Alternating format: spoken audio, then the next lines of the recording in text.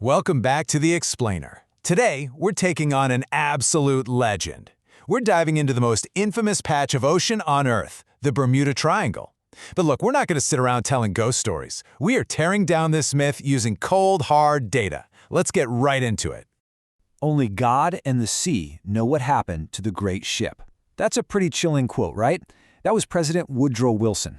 In 1918, the USS Cyclops, this massive 542-foot Navy cargo ship, just vanished without a trace, taking over 300 men with it. It completely shocked the world, and honestly, it's incidents exactly like this one that fueled an entire century of wild conspiracy theories. Section 1. The Making of a Myth. So before we jump into the timeline here, you got to keep in mind that this area doesn't even officially exist on any map. It's this vaguely defined region between Florida, Bermuda, and Puerto Rico, and estimates of its size range wildly, anywhere from 500,000 to 1.5 million square miles. The whole legend actually kicked off way back in 1492, when Christopher Columbus reported some bizarre compass readings. Fast forward a few centuries, and you get the tragic losses of the USS Cyclops in 1918 and then the famous Flight 19 in 1945. But the real, quote-unquote, myth-making, that happened much later. In 1964, Argosy magazine ran an article connecting these completely unrelated tragedies and officially slapped the name on it, the Bermuda Triangle. Then, 10 years later in 1974, Charles Berlitz dropped a blockbuster bestseller. It sold like 20 million copies, and it blamed these disappearances on, well, basically everything, from the lost city of Atlantis to alien abductions. And man, pop culture just ran with it. Section 2. Environment versus the supernatural. All right, let's pivot away from the spooky lore for a second and look at the actual physical reality of the North Atlantic Ocean. Remember Columbus's mysterious compass malfunctions? Well, that is easily debunked by a completely natural phenomenon called magnetic declination. See, the geographic North Pole is static, right? But the magnetic North Pole shifts around. The difference between the two causes your compass to point slightly off true north, depending on exactly where you are on the globe. It's just a totally normal thing that navigators simply have to compensate for. Literally no magic involved here, just standard Earth magnetism. And then we got to talk about the water itself. The Gulf Stream rips right along the western edge of the triangle. We're talking about an incredibly swift, deeply turbulent ocean current. To put that into perspective for you, it moves at up to 5 knots per hour. That is roughly 300 times faster than the Amazon River. 300 times. If you've got inexperienced sailors out there, a current that powerful is going to easily throw them hundreds of miles off course. And, tragically, if a vessel does go down, this current is basically perfectly designed to just quickly sweep away all the wreckage. So the crucial takeaway here is that the real monster in these waters isn't some alien spaceship or a portal to another dimension. It's simply some of the most treacherous weather on the planet. I mean, think about it. Florida has been battered by over 500 tropical and subtropical cyclones since 1851. Puerto Rico gets slammed by hurricanes 4 or 5 times a year on average. And the ocean itself, it can produce these terrifying rogue waves that reach up to 100 feet in height. That's like a 10-story building of water coming right at you. Section 3. The Human Error Factor. Now, bad weather and strong currents, that's really only half the equation. Because when extreme, unpredictable weather meets a single human mistake, utter disaster happens.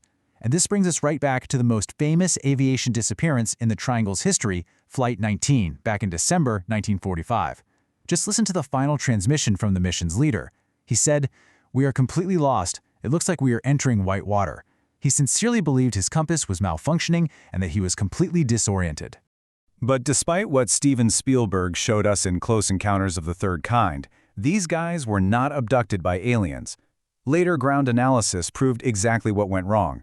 The lead pilot, who actually had a history of getting lost on previous flights, by the way, became totally disoriented. He thought he was flying over the Florida Keys, but he was actually way out near the Bahamas. So instead of flying west to head back toward the Florida mainland, he flew east. He just flew deeper and deeper into the open Atlantic until, tragically, all 5 planes ran out of fuel and had to ditch at sea. It wasn't the supernatural. It was a devastating case of human error. Section 4. What the data says. Okay, let's finally match centuries of myth against cold, hard, modern maritime data. This is where it gets really interesting. Using a massive marine casualty and pollution dataset spanning from 1982 to 2015, researchers analyzed over 150,000 global maritime incidents. Any guesses on how many of those happened in the Bermuda Triangle? 361. That is a mere 4% of the roughly 9,000 incidents left over for this specific analysis region. But here is the absolute most shocking revelation from all this data. In that entire 33-year period, the number of incidents officially classified as disappearances within the Bermuda Triangle was exactly 0, not a single one. Now consider this staggering number, 90. Based on global shipping data from Lloyd's List in 2021, the danger of disappearing in the Bermuda Triangle is actually 90 times lower than the global average. You heard that right, 90 times lower. Let that sink in for a second. To put that into perspective, in 2021, 1.8% of all vessels everywhere in the world experienced some sort of casualty during their voyage. But out of the 8,634 boats that sailed directly through the Bermuda Triangle that exact same year, there were only 2 casualties.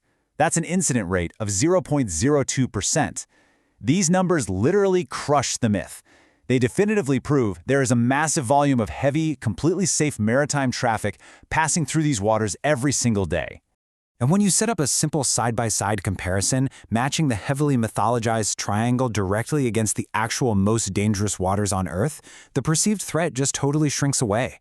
The Bermuda Triangle doesn't even make the top 10 most dangerous ocean regions in the world. If you want to know where the real maritime dangers are, you have to look at places like the South China Sea, the East Mediterranean, and the Black Sea. Those are the regions seeing the highest loss rates globally, not the waters off the coast of Florida.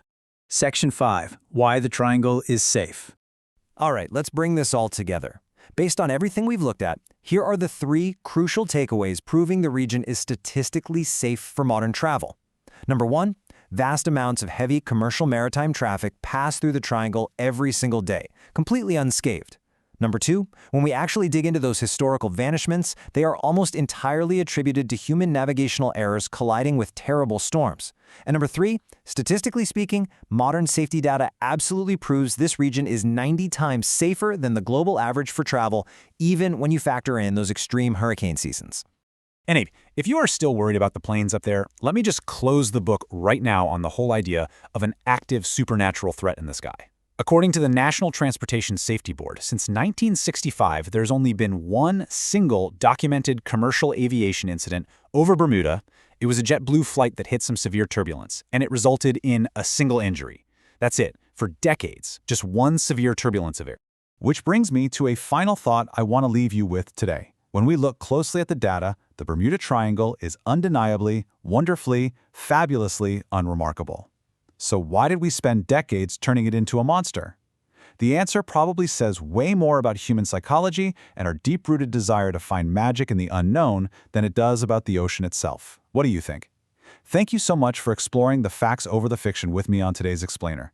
Keep asking questions, keep looking at the data.